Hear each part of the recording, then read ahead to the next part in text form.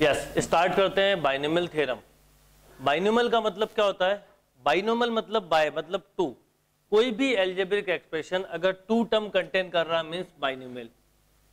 जैसे a plus b 3x plus 4y 7x minus 6y like this.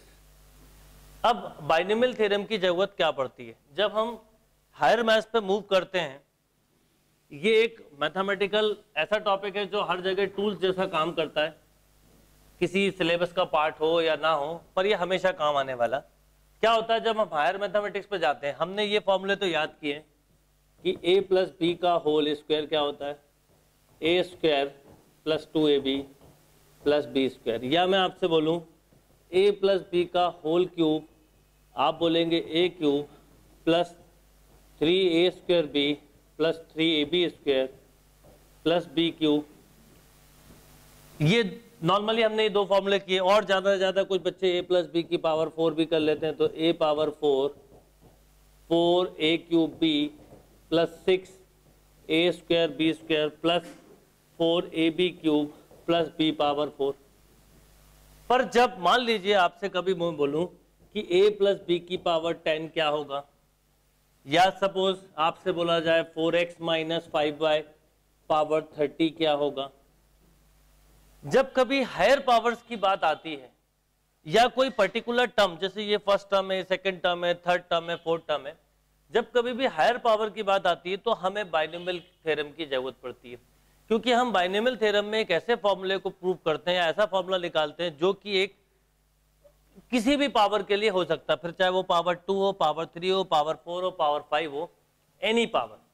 अब power दो तरह से हो सकती है। हो सकता है कि a प्लस बी की पावर 6 दिया हो, और ये भी हो सकता है कि a प्लस बी की पावर 3/2 दिया हो सकता दिया हो 1 माइनस 4x की पावर हाफ, और हो सकता है आपको ऐसा दिया हो 3x minus 4y to the power 3/7, हो सकता है ऐसा दिया हो 3x माइनस 4y की पावर 12।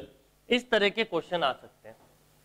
इस चैप्टर को स्टार्ट करने से पहले मैं आपको बताऊंगा, जब पावर इंटीजर होती है, इंटीग्रल होती है, तो इसके लिए हम एक सेपरेट फॉर्मूला हमने पढ़ेंगे, उसी से आगे जाके एनी इंडेक्स भी बनता है।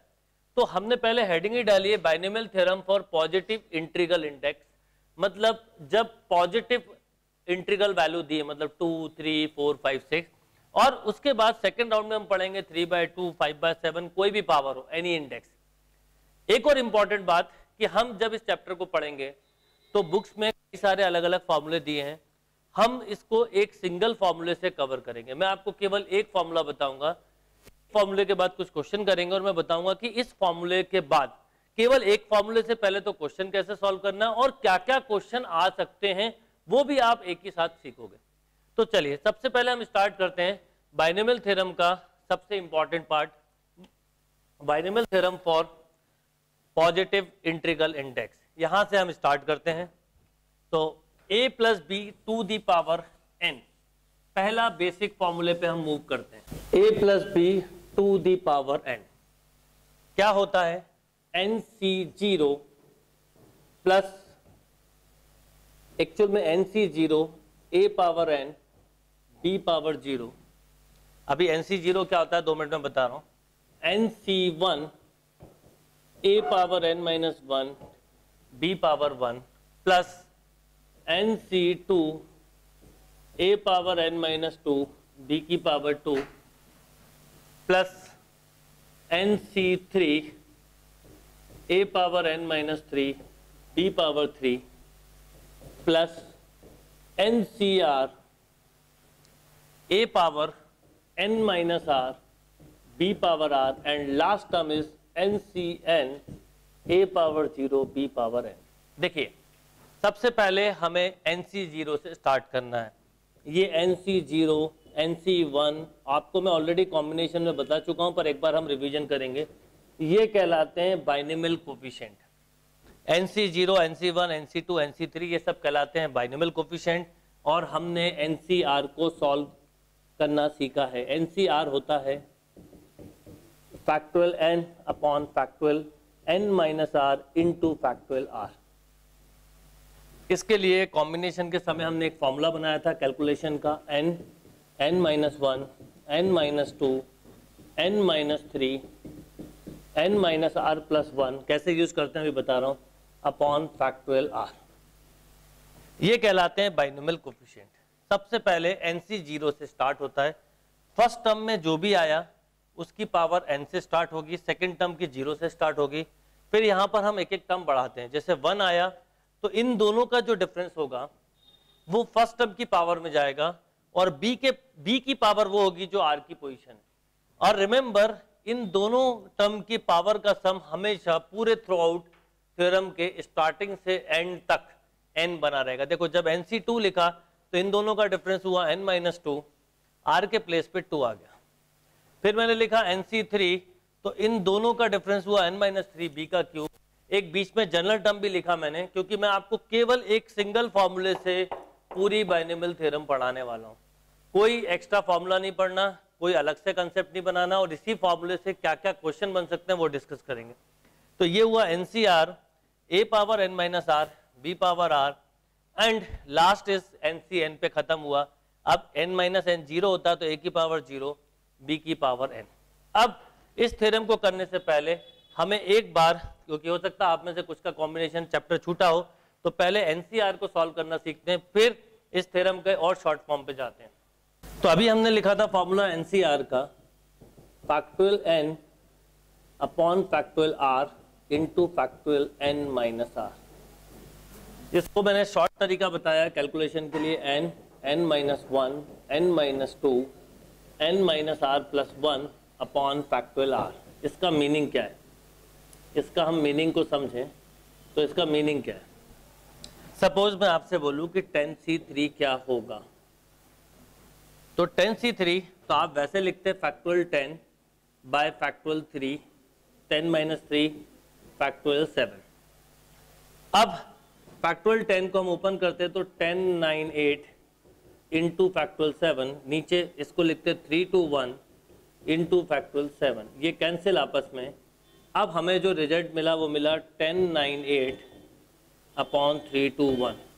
ये फॉर्मूले का भी लॉजिक ऐसा ही कुछ है। अगर 10c3 लिखा है तो starting from same number two descending order of this number. जैसे मैं आपको दूसरे एग्जांपल से बताऊं, मैंने बोला 15c4, तो आपको 15 से स्टार्ट करके 4 फैक्टर डिसेंडिंग ऑर्डर में लेना है। तो 15, 14, 13, 12, नीचे इस सेम नंबर से स्टार्ट करना है 4, 3, 2, 1। किसी भी चैप्टर को जब स्टार्ट करो तो उसमें जो बेसिक टर्मिनोलॉजी यूज हो रही है पहले उसके कंसेप्ट क्लियर करो, फिर वो चैप्टर पढ़ो, जब भी कंसेप्ट क्लियर होगा। अब ऐसे ही अगर मैं आपसे बोलूं कि 10c7 क्या होगा, तो 10c7 मतलब हुआ factorial 10 upon factorial 7 into factorial 3। अगर आप ध्यान दें तो 10c3 और 10c7 की वैल्यू सेम है। अगर मैं सॉल्व करता तो भी मैं क्या लिखता, 10c7 मतलब 7 फैक्टर लिखना होता, पर अगर इस ढंग से लिख के करता तो मुझे यही मिलता। तो बाइनोमियल थ्योरम में एक सबसे इंपॉर्टेंट फॉर्मूला यूज में आता है जो आपको हमेशा याद रखना है, और वो फॉर्मूला है NCR equal to NCN minus R। इसीलिए बाइनोमियल थ्योरम में इक्विडिस्टेंस पे जो टर्म होते हैं उनकी न्यूमेरिकल, उनके कोफिशिएंट सेम होते हैं। इक्विडिस्टेंस से मतलब क्या, फर्स्ट और लास्ट, जैसे इसका कोफिशिएंट 1 है तो लास्ट का भी 1 होगा, second and second last, third and third last, fourth and fourth last. जो इक्विडिस्टेंस पे टर्म है उनकी वैल्यू सेम होती है, because NCR equal to NCN minus R। जैसे मैं बोलूं 10c3 तो 10c3 इक्वल टू 10c7। जैसे यहाँ 15c4 लिखा है, इसको ये 15c11 के इक्वल होगा। अब मान लो आपसे कभी एग्जाम में बोले कि फाइंड वैल्यू ऑफ 15c11, तो आप 11 फैक्टर लिखोगे तो टाइम लगेगा। जब भी ये नंबर, इस नंबर की पोजीशन को बोलते हैं हम R की वैल्यू इसकी मिडिल मोस्ट से ज्यादा हो, मिडिल मोस्ट मतलब जैसे इसका मिडिल है 7.5, जब भी ज्यादा हो तो आप पहले से छोटा बना लें और फिर वही रूल को अप्लाई करें, आपका अपने आप टाइम सेव हो जाएगा। ये क्लियर है बात। जैसे मान लीजिए कि आपको क्वेश्चन ऐसा दिया होता, मान लो आपको दिया होता 20c8, 20c बल्कि 18 ले लेते हैं, क्या लिया 20C18। अब मैं 18 फैक्टर लिखूं तो टाइम लगेगा, तो मैं इसको लिखूंगा 20C2 और फिर केवल 2 फैक्टर इन डिसेंडिंग ऑर्डर। ये तरीका हुआ। मान लो आपको मैं बोलूं 16C12, अब 16C12 में 12 टाइम लिखने में टाइम लगेगा, तो हम इसको लिखेंगे 16C4 और फिर 4 फैक्टर डिसेंडिंग ऑर्डर में, मीन्स 16, 15, 14, 13। वैसे इस चैप्टर का पूरा डिटेल अगर कवर करना है एनसीआर से रिलेटेड तो आपको कॉम्बिनेशन का स्टडी करना चाहिए, 4, 3, 2 एंड 1। क्लियर है बात? नेक्स्ट,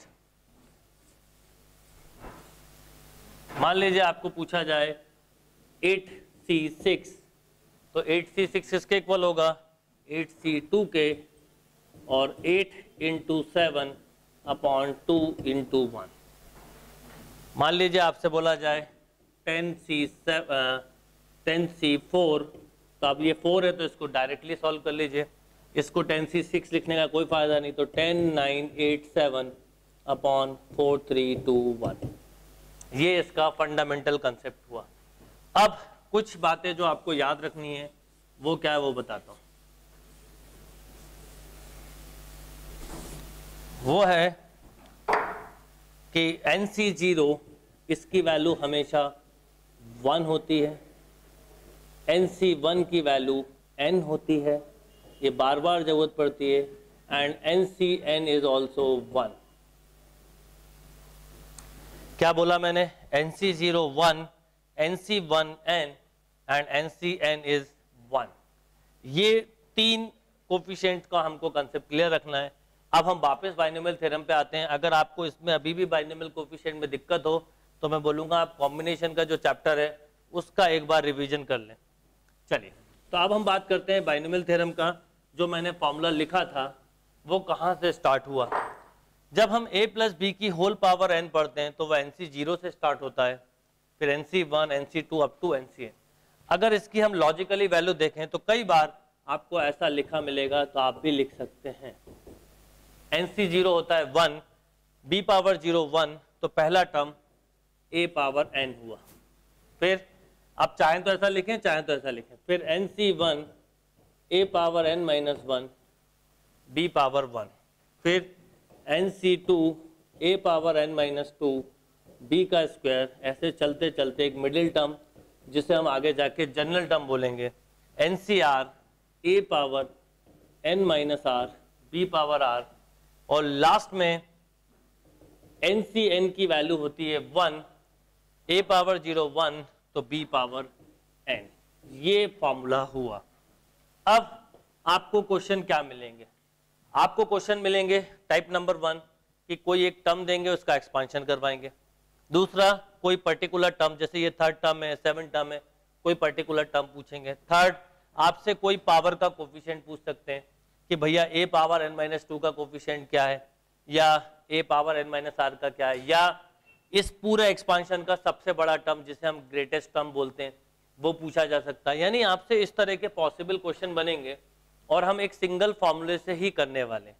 तो ये पहले आप अच्छे से समझ लो, फिर समझो। Start from NC0 a power n b power 0, NC1 a power n - 1 b power 1, NC2 जो इसका डिफरेंस है वो फर्स्ट टर्म की पावर होगी, जो r की पोजीशन है वो b के टर्म में, सेकंड टर्म में होगा।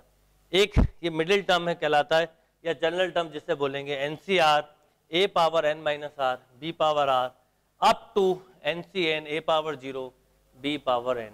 नोट करिए।